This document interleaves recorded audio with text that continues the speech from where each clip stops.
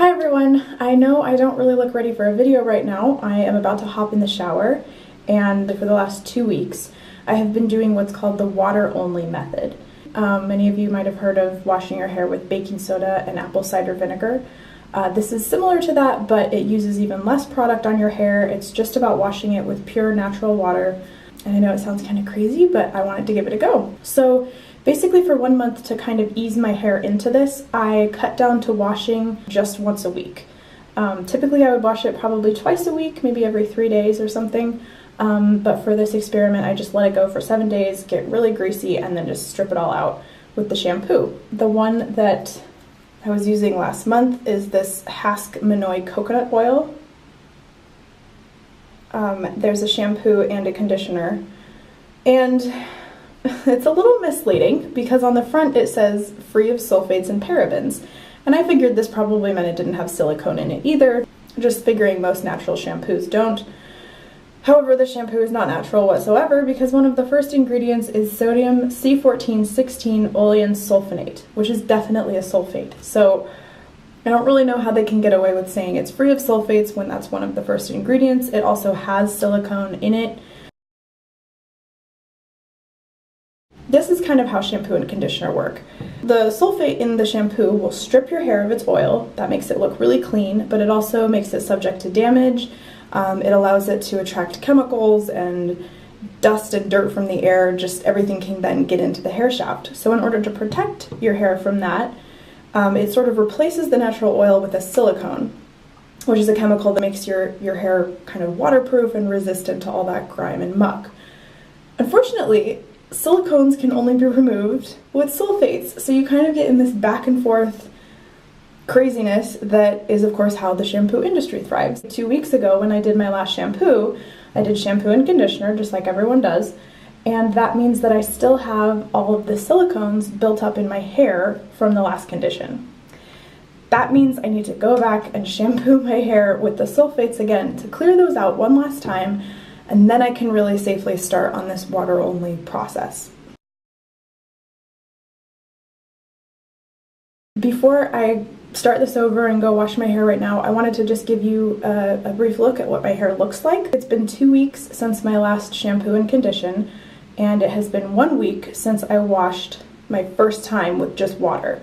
When I did the water-only wash, my hair did get pretty clean, but it went right back to being greasy, and it's been pretty gross for like the last week.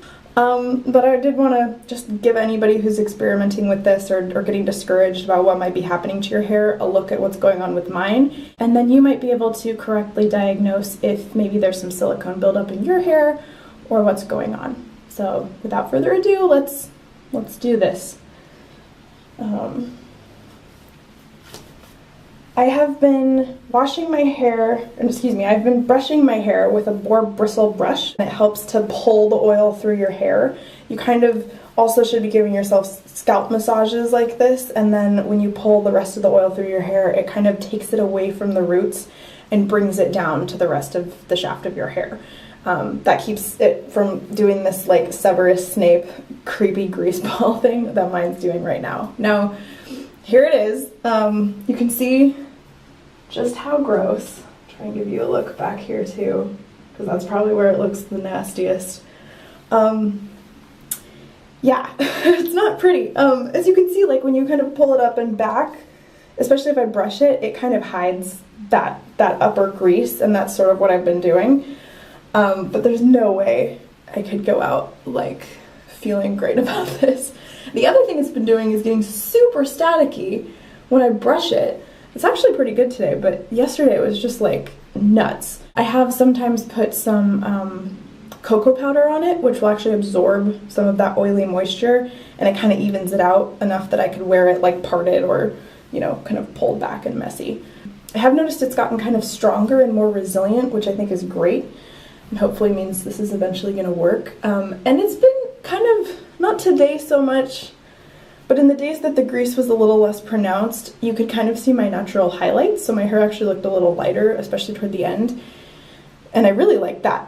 But this is, I think, a pretty typical, what they call transition period of the experiment, which is just unavoidable. Everybody's oil basically has to overproduce before your head gets the clue and it's like, oh, we're not gonna get washed away anymore. We can like stay here and we don't have to freak out.